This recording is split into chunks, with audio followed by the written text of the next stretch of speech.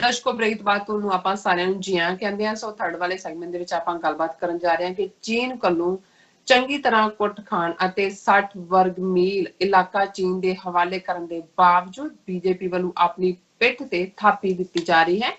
ਸੋ ਪਾਕਿਸਤਾਨ ਨੂੰ ਧਮਕਾਇਆ ਜਾ ਰਿਹਾ ਹੈ। ਇਸ ਵਿਸ਼ੇ ਦੇ ਉੱਪਰ ਆਪਾਂ ਗੱਲਬਾਤ ਕਰਨ ਜਾ ਰਹੇ ਹਾਂ ਔਰ ਨਾਲ ਹੀ ਜੂਨ 84 ਦੇ ਘੱਲੂਘਾਰੇ ਸੰਬੰਧੀ ਪਾਕਿਸਤਾਨੀ ਸ਼ਾਇਰ अफजल हसन अरंदावा दी नज़म नवा घल्लूघारा शेयर किया जाएगा। सो असं चाहांगे कि तुसी साडे नाल इसे तरह ही बने रहना। देखन सुनने तुहाडा सब दा बहुत बहुत शुक्रिया जी। डॉक्टर साहब की विचारां ने तुहाडियां?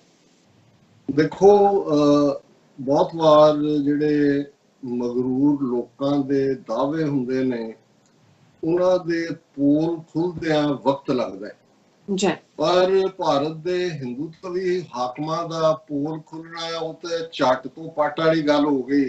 नाल लगदे ही जिहड़ा है वो सारा कुछ जिवें तूड़ी दी पंड कोई सिर ते चुक के क्रॉस कर रहा होए किसी दरिया नूं किसी नाले नूं ते ऐन विचकार जाके खुल जाए और तीला तीला हो जाए तो देखे कि भाई हुण मेरे नाल की बने।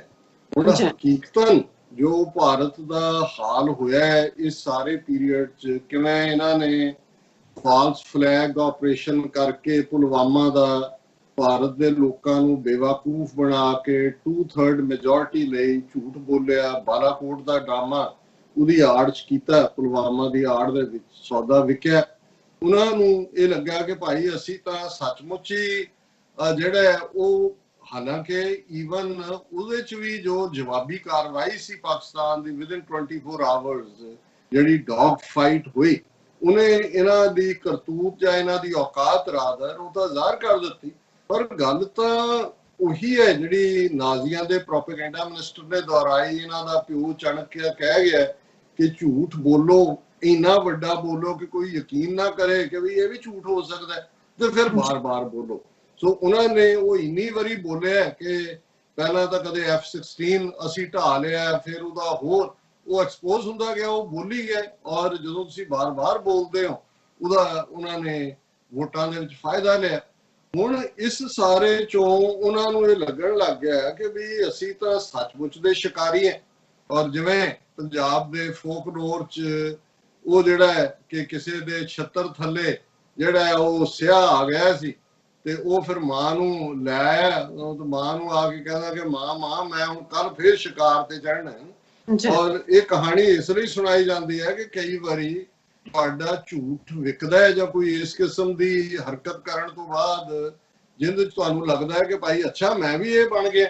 ਸੋ ਉਹਨਾਂ ਨੇ ਸਮਝਿਆ ਔਰ ਜਿਵੇਂ ਨਹਿਰੂ ਨੇ ਸਮਝਿਆ ਸੀ 60 ਦੇ ਵਿੱਚ ਜਦੋਂ ਗੋਆ ਇੱਕ ਪੋਰਤੁਗੀਜ਼ ਕਾਲੋਨੀ ਉਹਨਾਂ ਦੇ 2-4 ਹਜ਼ਾਰ ਫੌਜੀ ਜਿਨ੍ਹਾਂ ਨੇ ਆਪਣੀ ਹਕੂਮਤ ਦੇ ਕਹਿਣ ਤੇ ਲੜਾਈ ਨਹੀਂ ਦਿੱਤੀ। ਦੇਖੋ ਜੀ ਅਸੀਂ ਗੋਆ ਫਤਹ ਕਰ ਲਿਆ ਉਸ ਵੇਲੇ ਇਹੀ ਸੀ ਗੋਆ ਫਤਿਹ। ਔਰ ਇਸੇ ਤਰ੍ਹਾਂ ਇਹਨਾਂ ਨੇ ਇਹ ਸਮਝਿਆ ਕਿ ਭਾਈ ਅਸੀਂ ਇਹ ਦੱਸ ਦਿੱਤਾ ਕਿਉਂਕਿ ਪਾਕਿਸਤਾਨ ਦੀ ਸੋਵਰਨਿਟੀ ਵਾਇਲੇਟ ਕੀਤੀ। ਅਮਰੀਕਾ ਨੇ ਵੀ ਪਿੱਠ ਠੋਕੀ ਇਜ਼ਰਾਈਲ ਨੇ ਵੀ ਠੋਕੀ ਕਿਸੇ ਨੇ ਵਿਰੋਧ ਨਹੀਂ ਕੀਤਾ। ਉਹਨਾਂ ਨੂੰ ਲੱਗਾ ਜੀ ਅਸੀਂ ਫਿਰ ਉਹਨਾਂ ਨੇ ਕਸ਼ਮੀਰ ਦਾ ਰੁਤਬਾ ਜਿਵੇਂ ਉਹਨਾਂ ਨੇ ਆਈਨੀ ਗੁੰਡਾਗਰਦੀ ਕੀਤੀ ਉਹਨਾਂ ਨੂੰ ਲੱਗਿਆ ਕਿ ਵੀ ਅਸੀਂ ਇਸ ਤੇ ਹੋ ਸਕਦੇ। ਇਹੀ ਉਹਨਾਂ ਨੇ ਜਿਹੜੀ ਜ਼ੋਰ ਅਜਮਾਈ ਕਰਨ ਦੀ ਕੋਸ਼ਿਸ਼ ਇਨਫਰਾਸਟ੍ਰਕਚਰ ਬਣਾਉਣ ਦੇ ਨਾਂ ਥੱਲੇ ਲਾਈਨ ਆਫ ਐਕਚੁਅਲ ਕੰਟਰੋਲ ਦੇ ਉੱਤੇ ਕਰਨੀ ਚਾਹੀ। ਚਾਈਨਾ ਔਰ ਨੇਪਾਲ ਦੇ ਨਾਲ ਲੱਗਦੇ ਜਿਹੜੀ ਬਾਰਡਰੀਜ਼ ਸੀ ਜਿਹਦੇ ਬਾਰੇ ਉਹਨਾਂ ਦਾ ਪਹਿਲਾਂ ਤੋਂ ਹੀ ਡਿਸਪਿਊਟ ਉਹਨਾਂ ਨੇ ਰੱਖਿਆ। ਉਹਦੇ ਚੋਂ ਕਾਲਾ ਪਾਣੀ ਹੋਏ ਉਸ ਦੇ ਵਿੱਚ ਲਿਪੂ ਲੇਖ ਹੋਏ ਉਹਨਾਂ ਦੇ ਨਾਲ ਵੀ ਕਰਨ ਦੀ ਕੀਤੀ ਕੋਸ਼ਿਸ਼ ਕਿ ਜੀ ਭਾਰਤ ਦੇ ਨਕਸ਼ੇ 'ਚ ਦਿਖਾ ਦਿੱਤੇ। ਉਹਨਾਂ ਨੇ ਤਾਂ ਨਾਲ ਦੀ ਨਾਲ ਦੱਸ ਦਿੱਤਾ। ਫਿਰ ਇਹੀ ਇਕਾਮਤ ਜੇ ਚੀਨ ਦੇ ਨਾਲ ਚੀਨ ਨੇ ਫਿਰ ਕੀ ਜਵਾਬ ਦਿੱਤਾ ਸੀ ਪਿਛਲੇ ਪ੍ਰੋਗਰਾਮਾਂ 'ਚ ਦੱਸਿਆ ਕਿ ਕਿਵੇਂ ਉਹ ਲਾਈਨ ਆਫ ਐਕਚੁਅਲ ਕੰਟਰੋਲ ਦੇ ਫਿੰਗਰ ਪਤਾ ਨਹੀਂ ਕਿਵੇਂ ਫਿੰਗਰਸ ਗਿਣਦੇ ਨੇ ਪਰ ਮੈਨੂੰ ਇਹ ਲੱਗਦਾ ਕਿ ਵੀ ਸਾਰੇ ਫਿੰਗਰਸ ਉਹਨਾਂ ਨੇ ਉਸ ਏਰੀਆ ਦੇ ਵਿੱਚ ਜਿਹੜੀਆਂ ਉਹ ਕੱਟ ਲਈਆਂ ਔਰ ਆਪਣੀ ਝੋਲੀ ਦੇ ਵਿੱਚ ਪਾ ਲਈਆਂ। ਔਰ ਇਹਨਾਂ ਆਇਆ ਕਿ ਜੀ 70 ਸਕੁਅਰ ਕਿਲੋਮੀਟਰ ਜਾਂ 70 ਸਕੁਅਰ ਮਾਈਲ ਇਹ ਵੇਰੀ ਕਰਦਾ ਹੈ। ਉਹ ਅੰਦਰ ਆ ਕੇ ਬੈਠ ਗਏ ਇਕਵਿਪਮੈਂਟ ਉਹਨਾਂ ਨੇ ਆਪਣੇ ਤੰਬੂ ਵੀ ਗੱਡ ਲਏ। ਨਾਲ ਦੀ ਨਾਲ ਉਹਨਾਂ ਨੇ ਜਿਹੜਾ ਉਹ ਬੀਫ ਵੀ ਰੋਸਟ ਕਰਨਾ ਸ਼ੁਰੂ ਕਰ ਦਿੱਤਾ ਹੋਣਾ। ਉਹ ਤਾਂ ਹਰ ਚੀਜ਼ ਜਿਹੜੀ ਹਿਲਦੀ ਆ ਉਹਨੂੰ ਉਹ ਲੈ ਆਉਂਦੇ ਨੇ ਫਰਾਈਂਗ ਪੈਨ 'ਚ ਸੁੱਟ ਦਿੰਦੇ ਨੇ। ਹੁਣ ਬਜਾਏ ਇਸ ਦੇ ਕਿ ਇਹ ਕੋਈ ਸ਼ਰਮਸਾਰ ਮਹਿਸੂਸ ਕਰਦੇ ਕੋਈ ਇਹਨਾਂ ਨੂੰ ਲੱਗਦਾ ਕਿ ਭਾਈ ਸਾਡਾ ਝੂਠ ਕਿੱਥੇ ਗਿਆ ਉਹ ਗੱਲ ਫਿਰ ਉਹੀ ਲੈ ਦੇ ਕੇ ਸਾਨੂੰ ਆਪਣੀ ਜ਼ੁਬਾਨ ਦੇ ਮੁਹਾਵਰਿਆਂ ਤੇ ਟਿਕਣਾ ਪੈਂਦਾ ਹੈ ਕਿ ਕਿਸੇ ਦੇ ਮਗਰ ਉਹ ਬੇਰੀ ਉਗਾਈ ਸੀ, ਕਿਸੇ ਨੇ ਕਿਹਾ ਵੀ ਬੇਰੀ ਉੱਗੇ, ਕਹਿੰਦਾ ਕੋਈ ਗੱਲ ਨਹੀਂ, ਹੋਲੈਂਡ ਦੇ ਨਾਲੇ ਵੱਡੀ ਹੋ ਗਈ, ਛਾਵੇਂ ਬੈਠਾਂਗੇ ਨਾਲੇ ਬੇਰ ਖਾਵਾਂਗੇ। ਹੁਣ ਉਸ ਸਾਰੇ ਨੂੰ ਜਿਹੜੀ ਵਰਸਟ ਹਿਊਮਿਲੇਸ਼ਨ ਹੈ ਮਿਲਟਰੀ ਦੇ ਉੱਤੇ ਉਸ ਹੋਈ, ਸਟ੍ਰੈਟੇਜਿਕਲੀ ਇੰਟੈਲੀਜੈਂਸ ਫੇਲਿਅਰ ਹੋਈ, ਤੇ ਜਿਹੜੀ ਇਹਨਾਂ ਨੂੰ ਮਾੜੀ ਮੋਟੀ ਹੋਪ ਸੀ 6 ਜੂਨ ਦਾ ਦਿਨ ਜਿਹੜਾ ਚੁਣਿਆ, ਉਹਨਾਂ ਨੇ ਸਮਝਿਆ ਵੀ ਸਿੱਖਾਂ ਦਾ ਵੀ ਘੱਲੂਘਾਰਾ ਅਸੀਂ 6 ਜੂਨ ਨੂੰ ਕੀਤਾ ਤੇ ਅਸੀਂ ਉਹ ਚੀਨ ਵਾਲਿਆਂ ਤੋਂ ਕੁਝ ਲੈ ਕੇ ਆਵਾਂਗੇ, ਉਹਨਾਂ ਦੇ ਨਾਲ military level lieutenant general level ਦੇ ਉੱਤੇ ਮੀਟਿੰਗ ਰੱਖ ਲਈ। ਉਹਨਾਂ ਨੇ ਜਿਹੜਾ ਉਹ ਭੇਜਿਆ ਹੀ ਮੇਜਰ ਜਨਰਲ, ਔਰ ਚੀਨੀ ਚਾਹ ਪਿਆ ਕੇ ਤੇ ਫੋਰਚੂਨ ਕੁਕੀਜ਼ ਦੇ ਕੇ ਤੋੜ ਦਿੱਤਾ। ਇਹਦੇ ਬਾਵਜੂਦ ਕਿ ਇੱਕ ਹੋਰ ਵਰਸਟ ਜਿਹੜੀ ਹਿਊਮਿਲੇਸ਼ਨ ਔਨ ਦਾ ਟੇਬਲ ਵੀ ਹੋਈ, ਔਰ ਉਹਨਾਂ ਨੇ ਮੀਡੀਆ, ਉਹਨਾਂ ਨੇ ਕਿਹਾ ਜੀ ਇਹਨੂੰ ਮੀਡੀਆ ਕੋਈ ਇਸ਼ੂ ਨਾ, ਉਹਨਾਂ ਨੂੰ ਪਤਾ ਸੀ ਕਿ ਭਾਈ ਇਹ ਇੰਨੀ ਸਾਡੀ ਵਰਸਟ ਹਿਊਮਿਲੇਸ਼ਨ ਨਜ਼ਰ ਆ ਰਿਹਾ, ਉਹਨੂੰ ਕਿਵੇਂ ਤੁਸੀਂ ਡਿਫੈਂਡ ਕਰੋਗੇ। ਔਰ ਜ਼ਾਹਰ ਹੈ ਕਿ ਇੱਕ ਸਟੇਜ ਤੱਕ ਲੋਕ ਇਸ ਗੱਲ ਤੋਂ ਵੀ ਡਰਦੇ ਰਹਿੰਦੇ ਨੇ ਜੀ ਸਾਨੂੰ ਐਂਟਾਈ ਨੈਸ਼ਨਲ ਨਾ ਬਣਾ ਦੇਣ, ਔਰ ਜ਼ਾਹਰ ਹੈ ਉਹ ਕਾਂਗਰਸ ਹੋਏ ਦੂਜੇ ਹੋਣ। ਲੇਕਿਨ ਹੁਣ ਜਦੋਂ ਬਿਲਕੁਲ ਹੀ ਸਾਹਮਣੇ ਆ ਗਿਆ, ਦੁਨੀਆ 'ਚ ਵੀ ਹੈ, ਸੋਸ਼ਲ ਮੀਡੀਆ ਤੇ ਵੀ ਇਸ ਗੱਲ ਨੂੰ ਤੁਸੀਂ ਰੋਕ ਨਹੀਂ ਸਕੇ, ਤੇ ਰਾਹੁਲ ਗਾਂਧੀ ਨੇ ਇੱਕ ਟਵੀਟ ਵੀ ਕੀਤਾ। ਟਵੀਟ ਵੀ ਇਸ ਲਈ ਜੇ ਤਾਂ ਇਹ ਚੁੱਪ ਕਰਕੇ ਬੈਠੇ ਰਹਿੰਦੇ। ਹੁਣ ਅਮਿਤ ਸ਼ਾਹ ਬੰਗਾਲ ਗਿਆ, ਬੰਗਾਲ 'ਚ ਜਾ ਕੇ ਉੱਥੇ ਕਹਿ ਰਿਹਾ ਕਿ India's defence policy has gained global acceptance and the world agrees that after the US and Israel, if there is any other country that is able to protect its borders, it is India. ਇਹ ਹੁਣ ਅਮਿਤ ਸ਼ਾਹ ਕਹਿ ਰਿਹਾ ਹੈ ਕਿ ਜੀ ਸਾਡੀ defence policy ਇੰਨੀ ਕਾਮਯਾਬ ਹੋਈ ਹੈ ਔਰ ਦੁਨੀਆ ਭਰ ਦੇ ਵਿੱਚ ਉਹਨੂੰ ਇੰਨੀ ਮਾਨਤਾ ਮਿਲੀ ਹੈ ਕਿ ਦੁਨੀਆ ਹੁਣ ਮੰਨਣ ਲੱਗ ਗਈ ਹੈ ਕਿ ਅਮਰੀਕਾ ਔਰ ਇਜ਼ਰਾਈਲ ਤੋਂ ਬਾਅਦ ਜੇ ਕੋਈ ਹੋਰ ਮੁਲਕ ਹੈ ਜਿਹੜਾ ਆਪਣੇ ਬਾਰਡਰਾਂ ਦੀ ਹਿਫਾਜ਼ਤ ਕਰ ਸਕਦਾ ਹੈ ਤੇ ਉਹ ਭਾਰਤ ਹੈ। ਹੁਣ ਤੁਸੀਂ ਇਤੋਂ ਅੰਦਾਜ਼ਾ ਲਾਓ ਵੀ ਇਹ ਨਹੀਂ ਕਿ ਝੂਠ ਬੋਲਣ ਦੇ ਮਾਹਿਰ ਨੇ ਕਿਸ ਕਦਰ ਟੋਟਲ ਹਾਰ, ਡਿਫੀਟ, ਹਿਊਮਿਲੇਸ਼ਨ, ਨੱਕ ਨਾਲ ਲਕੀਰਾਂ ਕਢਾਈਆਂ, ਗੰਢੇ ਵੀ ਖਵਾਏ, ਜੁੱਤੀਆਂ ਵੀ ਮਾਰੀਆਂ।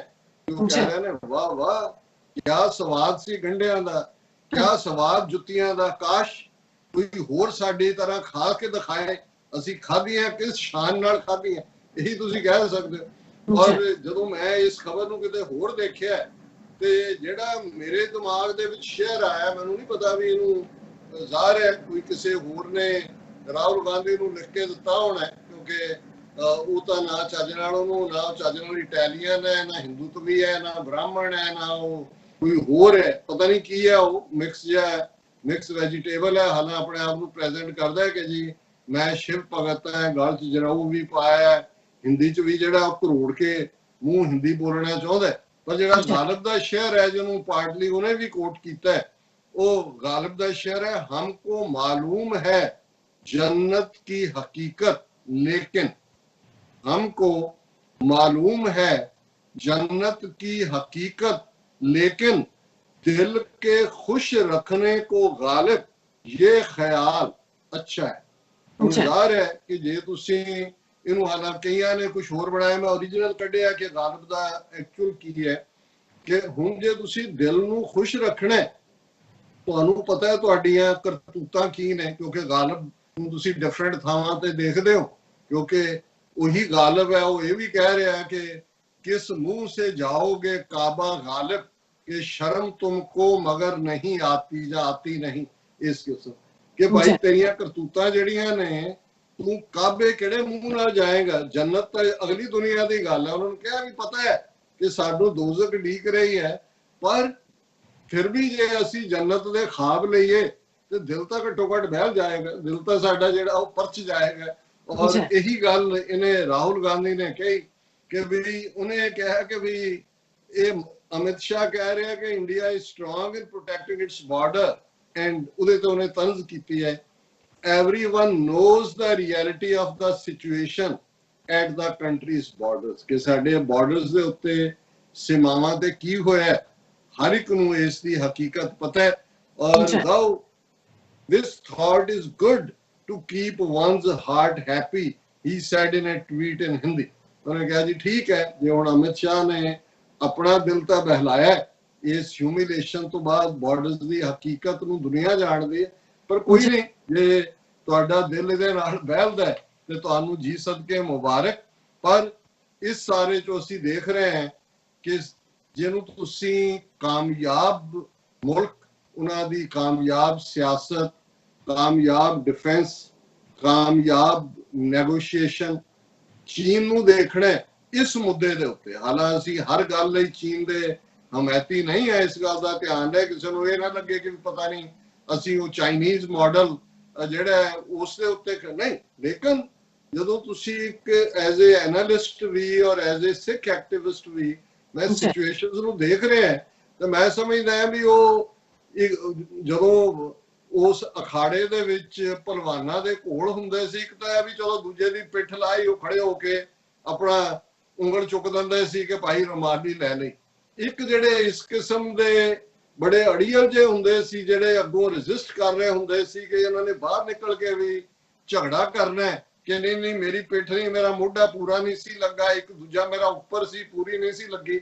ਉਹ ਫਿਰ ਜਿਹੜੇ ਇਦਾਂ ਦੇ ਨੂੰ ਥੱਲੇ ਪਾ ਕੇ ਨਾ ਉੱਤੇ ਬਹਿ ਜਾਂਦੇ ਨੇ, ਫਿਰ ਉਹ ਗਿਣਤੀ ਕਰ ਰਹੇ ਹੁੰਦੇ ਨੇ ਕਿ ਬੋਲ ਕਿੰਨਾ ਕੀ ਹੈ। ਸੋ ਮਤਲਬ ਚੀਨ ਨੇ ਇਸ ਤਰ੍ਹਾਂ ਰਗੜਿਆ, ਮਤਲਬ ਰਗੜ ਕੇ ਜਿਹੜਾ ਉਹ ਬਿਲਕੁਲ ਪੱਧਰਾ ਕਰਕੇ ਸੁੱਟ ਦਿੱਤਾ ਹੈ। ਔਰ ਜੇ ਹੁਣ ਇਹਨਾਂ ਨੇ ਛਾਂ ਥੱਲੇ ਬਹਿਣਾ ਬੇਰੀ ਦੇ ਔਰ ਬੇਰ ਖਾਣੇ ਨੇ, ਤਾਂ ਭਾਈ ਇਹਨਾਂ ਨੂੰ ਅਸੀਂ ਤਾਂ ਫਿਰ ਇੱਥੇ ਤਾਂ ਵਿਚਾਰਾ ਸ਼ੇਖ ਚਿੱਲੀ ਵੀ ਕਹਿੰਦਾ ਹੋਣਾ ਯਾਰ ਮੇਰੇ ਨਾਂ ਦੇ ਉੱਤੇ ਕਹਾਣੀਆਂ ਘੜੀਆਂ ਗਈਆਂ ਔਰ ਇਹ ਤਾਂ ਮੈਨੂੰ ਵੀ ਮਾਤ ਦੇ ਗਏ ਨੇ। ਔਰ ਜ਼ਾਹਰ ਹੈ ਕਿ ਵੀ ਇਹ ਵਰਸਟ ਹਿਊਮਿਲੇਸ਼ਨ ਜੇ ਕਿਸੇ ਨੂੰ, ਔਰ ਪੂਰੇ ਜਿਹਨੂੰ ਕਹਿੰਦੇ ਨੇ ਕਿ ਵੀ ਸਰੇ ਬਾਜ਼ਾਰ, ਕਿ ਜਿੱਥੇ ਖੁੱਲ ਕੇ ਜਿਹੜੀ ਹਿਊਮਿਲੇਸ਼ਨ ਚਾਹੀਦਾ ਉਹਦਾ ਹੁਣ ਨਾਂ ਹੀ ਨਹੀਂ ਲੈਂਦੇ। ਅਗਲੀ ਮੀਟਿੰਗ ਕਦੋਂ ਹੋਏਗੀ? ਮੀਟਿੰਗ ਤਾਂ ਦੱਸਣ ਕਿ ਉਹਨਾਂ ਨੂੰ ਇਹ ਲੱਗਾ ਹੋਏ ਕਿ ਭਾਈ ਚੀਨ ਨੇ ਕੋਈ ਮਾੜਾ, ਹਾਂ ਚੀਨ ਨੇ ਵੀ ਜਿਹੜੇ ਉਹਨਾਂ ਦਾ ਸਟਾਈਲ ਹੈ, ਉਹਨਾਂ ਨੇ ਕਿਹਾ ਯਾਰ ਅਸੀਂ ਝਗੜੇ ਨੂੰ ਨਹੀਂ ਵਧਾਉਣਾ ਚਾਹੁੰਦੇ, ਆਪਸੀ ਗੱਲਬਾਤ ਰਾਹੀਂ ਹੋਏਗਾ, ਮੈਕੈਨਿਜ਼ਮ ਸਾਡੇ ਕੋਲ ਹੈ। ਅਮਰੀਕਾ ਨੂੰ ਵੀ ਉਹਨਾਂ ਨੇ ਕਿਹਾ ਕਿ ਬੈਠੋ ਤੁਸੀਂ ਆਰਾਮ ਨਾਲ। ਪਰ ਚਾਈਨਾ ਨੇ ਦੱਸ ਦਿੱਤਾ ਕਿ ਭਾਈ ਅਜੇ ਤਾਂ ਅਸੀਂ ਇਹ ਜਿਹੜੀ ਹੈ 60 ਸਕੁਅਰ ਮਾਈਲ ਜਾਂ ਸਕੁਅਰ ਕਿਲੋਮੀਟਰ ਟੈਰੀਟਰੀ ਲਈ ਹੈ, ਇਹ ਤੁਹਾਨੂੰ ਸਿਰਫ ਅਸੀਂ ਟ੍ਰੇਲਰ ਦਿਖਾਇਆ ਕਿ ਜੇ ਤੁਸੀਂ ਇਸ ਪਾਸਿਓਂ ਨਾ ਹਟੇ ਤੇ ਫਿਰ ਆਪਣੇ ਜਿਵੇਂ ਸਵਾਰੀ ਆਪਣੇ ਸਮਾਨ ਦੀ ਆਪ ਜ਼ਿੰਮੇਵਾਰ ਹੋਏਗੀ। ਇਹ ਲਿਖਿਆ ਹੁੰਦਾ ਇਹਨਾਂ ਨੇ ਬੱਸਾਂ ਦੇ ਵਿੱਚ। ਫਿਰ ਉਹਨਾਂ ਨੂੰ ਕਿਹਾ ਹੋਣਾ ਕਿ ਭਾਈ ਇਹ ਸਾਰੇ ਦਾ ਤੁਸੀਂ ਖੁਦ ਇਸ ਦੇ ਲਈ ਜ਼ਿੰਮੇਵਾਰ ਹੋਵੋਗੇ। ਔਰ ਮੈਂ ਘੜੀ ਵੱਲ ਦੇਖ ਰਿਹਾ, ਇਸ ਮੁੱਦੇ ਤੇ ਸਾਨੂੰ ਘੱਲੂਘਾਰਾ 84 ਦੇ ਇਸ ਤੇ ਬਹੁਤ ਸਾਰੇ ਵੀਰਾਂ ਭੈਣਾਂ ਨੇ ਲਿਖਿਆ। ਅਸੀਂ ਸਾਰਿਆਂ ਦੀਆਂ ਲਿਖਤਾਂ ਤਾਂ ਨਹੀਂ ਸ਼ੇਅਰ ਕਰ ਸਕਦੇ, ਅਸੀਂ ਉਹਨਾਂ ਦਾ ਸ਼ੁਕਰੀਆ ਅਦਾ ਕਰਦੇ ਹਾਂ। ਔਰ ਐਮੀ ਵਿੱਕੀ ਜੀ ਨੇ ਜਿਹੜੇ ਸਾਨੂੰ, ਉਹਨਾਂ ਦਾ ਪੂਰਾ ਨਾਂ ਸੈयद ਤਾਹਿਰ ਰਜ਼ਾ ਕਾਜ਼ਮੀ ਹੈ, ਇਸਲਾਮਾਬਾਦ ਤੋਂ ਨੇ, ਔਰ ਉਹਨਾਂ ਨੇ ਸਾਨੂੰ ਲਿਖਤ ਵੀ ਲਿਖੀ। ਬੇਸ਼ੱਕ ਅਸੀਂ ਅਫਜ਼ਲ ਅਹਿਸਨ ਰੰਧਾਵਾ ਜੀ ਦੀ ਜਿਹੜੀ ਨਜ਼ਮ ਨਵਾਂ ਘੱਲੂਘਾਰ ਹੈ ਉਸ ਨੂੰ ਆਪਣੇ ਪ੍ਰੋਗਰਾਮ ਦੇ ਵਿੱਚ ਸ਼ੇਅਰ ਕਰ ਚੁੱਕੇ ਹਾਂ। ਉਹ ਇੱਕ ਬੜੀ ਯੂਨੀਕ, ਜਿਵੇਂ ਮੈਂ ਕਿਹਾ ਸੀ ਕਿ ਕੋਈ ਵੀ ਇਸ ਪੀਰੀਅਡ ਦਾ ਲਿਟਰੇਚਰ ਉਹਨਾਂ ਦੀ ਉਸ ਨਜ਼ਮ ਦੇ ਤੁਲ ਨਹੀਂ ਹੈ, ਉਸ ਦੇ ਬਰਾਬਰ ਨਹੀਂ ਹੈ। ਪਰ ਉਹਨਾਂ ਨੇ ਇਹ ਮਹਿਸੂਸ ਕੀਤਾ ਹੈ, ਉਹਨਾਂ ਨੇ ਸਟੂਡੀਓ 'ਚ ਜਾ ਕੇ ਇਹ ਸਾਰੇ ਮੁਹਾਰੇ ਵੀਰ ਬਲਜਿੰਦਰ ਸਿੰਘ ਨੇ ਜਿਨ੍ਹਾਂ ਨੇ ਇਸ ਨੂੰ ਪੜ੍ਹਿਆ, ਬੜਾ ਅੱਛਾ ਅੰਦਾਜ਼ ਹੈ। ਔਰ ਇਹ ਜਿਹੜਾ ਹੈ ਅਸੀਂ ਆਪਣੇ ਦਰਸ਼ਕਾਂ ਦੇ ਨਾਲ ਸ਼ੇਅਰ ਕਰਾਂਗੇ। ਔਰ ਇਸ ਤੋਂ ਪਹਿਲਾਂ ਕਿ ਮੈਂ ਕਰਾਂ, ਮੈਂ ਉਹਨਾਂ ਦੀ ਲਿਖਤ ਜਿਹੜੀ ਹੈ ਉਹਨਾਂ ਦੀ ਸੈयद ਸਾਹਿਬ ਦੀ ਉਹ ਜ਼ਰੂਰ ਪੜ੍ਹਨਾ ਚਾਹੁੰਦਾ। सैयद ਤਾਹਿਰ ਰਜ਼ਾ ਕਾਜ਼ਮੀ, ਉਹ ਕਹਿੰਦੇ ਨੇ ਡਾਕਟਰ ਸਾਹਿਬ ਭੈਣ ਨੀਲਮ ਕੌਰ ਜੀ ਅਸਲਾਮ ਅਲੈਕਮ ਤੇ ਸਤਿ ਸ੍ਰੀ ਅਕਾਲ। ਮੈਂ ਅੱਜ ਤੁਹਾਡੀ ਖਿਦਮਤ ਜਨਾਬ ਅਫਜ਼ਲ ਅਹਿਸਨ ਰੰਧਾਵਾ ਹੋਰਾਂ ਦੀ ਇੱਕ ਨਜ਼ਮ ਲੈ ਕੇ ਹਾਜ਼ਰ ਹੋਇਆ ਵਾਂ, ਜਿਹੜੀ ਵੌਇਸ ਆਫ ਰਾਈਟਰਸ ਇਸਲਾਮਾਬਾਦ ਤੇ ਪਰਲ ਪ੍ਰੋਡਕਸ਼ਨ ਰਾਵਲਪਿੰਡੀ ਦੀ ਇੱਕ ਮੁਸ਼ਤਰਕਾ ਪੇਸ਼ਕਸ਼ ਹੈ। ਇਸ ਨਜ਼ਮ ਦੇ ਡਾਇਰੈਕਟਰ ਮੇਰੇ ਬਹੁਤ ਗੂੜੇ ਯਾਰ ਤੇ ਬੇਲੀ ਜਨਾਬ ਅਲੀ ਇਰਿਆਨ ਕਿਆਨੀ ਹੋਰੀ ਨੇ, ਜਿਹਨੇ ਜਿਹੜੇ ਇੱਕ ਮੰਨੇ ਪਰਮੰਨੇ ਅਦੀਬ ਤੇ ਦਾਨਿਸ਼ਵਰ ਨੇ, ਉਹਨਾਂ ਇਹ ਨਜ਼ਮ ਮੈਨੂੰ ਭੇਜੀ ਤੇ ਯਕੀਨ ਜਾਣੋ ਮੇਰੀਆਂ ਅੱਖਾਂ ਅਥਰੂਆਂ ਨਾਲ ਤਰ ਹੋ ਗਈਆਂ। ਮੈਂ ਮੁੜ ਕੇ ਕਿਆਨੀ ਸਾਹਿਬ ਨੂੰ ਫੋਨ ਕੀਤਾ ਕਿ ਇਹ ਕੀ ਸ਼ੈ ਤੁਸੀਂ ਮੈਨੂੰ ਘੱਲ ਦਿੱਤੀ ਹੈ। ਤੇ ਉਹ ਕਹਿਣ ਲੱਗੇ, ਯਾਰ ਕੁਝ ਨਾ ਪੁੱਛ, ਅਫਜ਼ਲ ਅਹਿਸਨ ਰੰਧਾਵਾ ਹੋਰਾਂ ਨਾਲ ਮੇਰਾ ਬੜਾ ਗਹਿਰਾ ਯਾਰਾਨਾ ਸੀ। ਉਹ ਇਹ ਨਜ਼ਮ ਅਕਸਰ ਮੈਨੂੰ ਸੁਣਾਉਂਦੇ ਸਨ ਤੇ ਰੋ ਪੈਂਦੇ ਸਨ। ਮੈਂ YouTube ਤੇ ਭਾਈ ਬਲਜਿੰਦਰ ਸਿੰਘ ਹੋਰਾਂ ਦੀ ਆਵਾਜ਼ 'ਚ ਇਹ ਨਜ਼ਮ ਸੁਣੀ ਤੇ ਮੈਨੂੰ ਬੇਇਖਤਿਆਰ ਅਫਜ਼ਲ ਅਹਿਸਨ ਯਾਦ ਆ ਗਏ ਤੇ ਨਾਲ ਹੀ ਕੈਲੰਡਰ ਵੱਲ ਵੇਖਿਆ ਤੇ ਜੂਨ 84 ਵੀ ਮੈਨੂੰ ਯਾਦ ਆ ਗਿਆ। ਮੈਂ ਆਪਣੇ ਸਟੂਡੀਓ ਤੇ ਵਾਇਸ ਆਫ ਰਾਈਟਰਸ ਨਾਲ ਗੱਲ ਕੀਤੀ ਤੇ ਉਹਨਾਂ ਕਿਹਾ, ਸਤ ਬਿਸਮਿਲ੍ਲਾ, ਤੁਸੀਂ ਬਣਾਓ ਵੀਡੀਓ ਕਿ ਸਿੱਖਾਂ ਤੇ ਹੋਏ ਇਸ ਜ਼ੁਲਮ ਤੇ ਅਸੀਂ ਵੀ ਉਹਨਾਂ ਦੇ ਨਾਲ ਆਣ ਤੇ ਆਪਣੇ ਪਿਆਰੇ ਸਿੱਖ ਵੀਰਾਂ ਭੈਣਾਂ ਨਾਲ ਖਲੋਤੇ ਹੋਏ ਹਾਂ। ਡਾਕਟਰ ਸਾਹਿਬ ਤੇ ਭੈਣ ਨੀਲਮ ਜੀ ਦੋਵਾਂ ਤੋਂ ਗੁਜ਼ਾਰਿਸ਼ ਹੈ ਕਿ ਇਹ ਨਜ਼ਮ ਆਪ ਵੀ ਸੁਣੋ ਤੇ ਆਪਣੇ ਘਰ ਵਾਲਿਆਂ ਨੂੰ ਵੀ ਸੁਣਾਓ। ਆਖਿਰ ਵਿੱਚ TV 84 ਦੀ ਚੜ੍ਹਦੀ ਕਲਾ ਨੂੰ ਸਲਾਮ। ਤੁਹਾਡਾ ਆਪਣਾ ਸੈਯਦ ਤਾਹਿਰ ਰਜ਼ਾ ਕਾਜ਼ਮੀ ਜੀ, ਇਸਲਾਮਾਬਾਦ ਤੋਂ। ਔਰ ਅਸੀਂ ਕਾਜ਼ਮੀ ਸਾਹਿਬ ਇਹੀ ਨਹੀਂ ਆਪ ਸੁਣੀ ਹੈ ਜਾਂ ਆਪਣੇ ਪਿਆਰਿਆਂ ਨੂੰ ਸੁਣਾਈ ਹੈ। ਅਸੀਂ ਜਿਸ ਪਿਆਰ ਦੇ ਨਾਲ ਔਰ ਜਿਹੜਾ ਅਹਿਸਾਸ ਤੁਸੀਂ ਮਹਿਸੂਸ ਕੀਤਾ ਉਸ ਨੂੰ ਜਿਹੜਾ ਉਹ ਆਪਣੇ ਬੜੇ ਪਿਆਰੇ ਲਫ਼ਜ਼ਾਂ ਦੇ ਨਾਲ ਤੁਹਾਡਾ ਅਸੀਂ ਸ਼ੁਕਰੀਆ ਅਦਾ ਕਰ ਸਕਦੇ ਹਾਂ। ਸਾਡੇ ਕੋਲ ਪਿਆਰ ਦੇ ਬੋਲ ਨੇ, ਭਰਾਵਾਂ ਦੀ ਇੱਜ਼ਤ ਵੀ ਸਾਂਝੀ ਹੁੰਦੀ ਹੈ ਔਰ ਉਹਨਾਂ ਦਾ ਦੁਸ਼ਮਣ ਵੀ ਸਾਂਝਾ ਹੁੰਦਾ ਹੈ। ਅੱਜ ਬਹੁਤ ਕੁਝ ਸਾਹਮਣੇ ਹੈ, ਪਰ ਮੈਂ ਆਪਣੀ ਟੈਕਨੀਕਲ ਟੀਮ ਨੂੰ ਕਹਾਂਗਾ ਕਿ ਇਹ ਬਲਜਿੰਦਰ ਸਿੰਘ ਹੋਰਾਂ ਦੀ ਆਵਾਜ਼ 'ਚ ਜਿਹੜੀ ਰਿਕਾਰਡਿੰਗ ਹੈ ਔਰ ਉਹਦੇ 'ਚ ਅਫਜ਼ਲ ਅਹਿਸਨ ਰੰਧਾਵਾ ਜੀ ਜਦੋਂ ਉਹ ਪੂਰੀ ਉਹਨਾਂ ਨੇ ਉਮਰ 80 ਸਾਲ ਦੀ ਉਮਰ ਦੇ ਵਿੱਚ ਉਹ ਇਸ ਦੁਨੀਆ ਨੂੰ ਅਲਵਿਦਾ ਕਹਿ ਕੇ ਗਏ, ਇੱਕ ਪਾਸੇ ਉਹ ਪਿਕਚਰ ਹੈ, ਦੂਸਰੀ ਉਹਨਾਂ ਦੀ ਪਰ ਜਵਾਨੀ ਦੀ ਵੀ ਹੈ। ਉਹ ਬੜੇ ਸਫਲ ਵਕੀਲ ਵੀ ਸਨ, ਇਨਸਾਨੀ ਹੱਕਾਂ ਲਈ ਗੱਲ ਕਰਨ ਵਾਲੇ। ਹਸਨਪੁਰਾ ਅੰਮ੍ਰਿਤਸਰ 'ਚ ਉਹਨਾਂ ਦਾ ਜਨਮ ਹੋਇਆ ਸੀ। ਸਿਆਲਕੋਟ 'ਚ ਉਹਨਾਂ ਦੇ ਪੁਰਖੇ ਔਰ ਕਰਤਾਰਪੁਰ ਸਾਹਿਬ ਦੇ ਨਾਲ ਉਹਨਾਂ ਦੀ ਇੰਤਹਾ ਮੁਹੱਬਤ ਸੀ। ਔਰ ਕਿਉਂਕਿ ਬਾਬਾ ਬੁੱਢਾ ਜੀ ਦੇ ਨਾਲ ਜਿੱਥੇ ਅਸੀਂ ਇਸ ਰੰਧਾਵਾ ਟ੍ਰਾਈਬ ਦਾ ਸੰਬੰਧ ਦੇਖਦੇ ਹਾਂ, ਉੱਥੇ ਉਹ ਇਹ ਵੀ ਫਖਰ ਨਾਲ ਕਹਿੰਦੇ ਸਨ ਕਿ ਜਿਹੜੀ ਧਰਤੀ ਦੇ ਉੱਤੇ ਕਰਤਾਰਪੁਰ ਵਸਿਆ ਉਹ ਸਾਡੇ ਵਡੇਰਿਆਂ ਨੇ। ਜ਼ਾਹਰ ਹੈ ਉਸ ਖਿੱਤੇ ਦੇ ਵਿੱਚ ਰੰਧਾਵਾ ਕਲੈਨ ਬਹੁਤ ਵੱਡੀ ਗਿਣਤੀ 'ਚ, ਔਰ ਅਜਿੱਤਾ ਰੰਧਾਵਾ ਜਿਹੜੇ ਇਹਨਾਂ ਦੇ ਬਜ਼ੁਰਗਾਂ 'ਚੋਂ ਸਨ, ਉਹ ਕਹਿੰਦੇ ਸੀ ਕਿ ਮੈਨੂੰ ਆਪਣੇ ਬਜ਼ੁਰਗਾਂ ਦੇ ਜੇ ਕਿਸੇ ਕਾਰਨਾਮੇ ਤੇ ਫਖਰ ਹੈ ਕਿ ਕਿੰਨੀਆਂ ਪੀੜ੍ਹੀਆਂ ਪਹਿਲਾਂ, ਸਾਡਾ 8, 9, 10 ਪੀੜ੍ਹੀਆਂ ਪਹਿਲਾਂ ਸਾਡੇ ਬਜ਼ੁਰਗਾਂ ਨੇ ਉਹ ਭੋਏ ਬਾਬਾ ਨਾਨਕ ਨੂੰ ਜਿਹੜਾ ਉਹ ਜਿੱਥੇ ਕਰਤਾਰਪੁਰ ਬਣਿਆ ਔਰ ਸਾਨੂੰ ਫਖਰ ਹੈ ਔਰ ਉਹ ਕਰਤਾਰਪੁਰ ਸਾਹਿਬ ਦੇ। ਉਹ ਕਹਿੰਦੇ ਸੀ ਕਿ ਮੇਰੇ ਅੰਦਰ ਪੰਜਾਬ ਵਸਦਾ ਹੈ, ਮੈਂ ਪੰਜਾਬ ਦੀ ਮਿੱਟੀ ਦਾ ਹੈ। ਔਰ ਇਹੀ ਬੋਲ ਕਹਿੰਦੇ ਕਹਿੰਦੇ ਉਹ ਇਸ ਦੁਨੀਆ ਤੋਂ ਰੁਖਸਤ ਹੋਏ। ਔਰ ਇਹ ਨਵਾਂ ਘੱਲੂਘਾਰਾ ਜਿਹੜੀ ਉਹਨਾਂ ਦੀ ਨਜ਼ਮ ਉਹ ਜਦੋਂ ਵੀ ਪੜ੍ਹਦੇ ਸੀ ਜ਼ਾਰੋ ਜ਼ਾਰ ਹੋਣ ਲੱਗ ਜਾਂਦੇ ਸੀ। ਸੋ ਮੈਂ ਆਪਣੀ ਟੈਕਨੀਕਲ ਟੀਮ ਨੂੰ ਕਹਾਂਗਾ ਕਿ ਇਸ ਨਜ਼ਮ ਨੂੰ ਸਾਡੇ ਦਰਸ਼ਕਾਂ ਦੇ ਸਨਮੁਖ ਕਰਨ ਇੱਕ ਵਾਰ ਫੇਰ। ਜੀ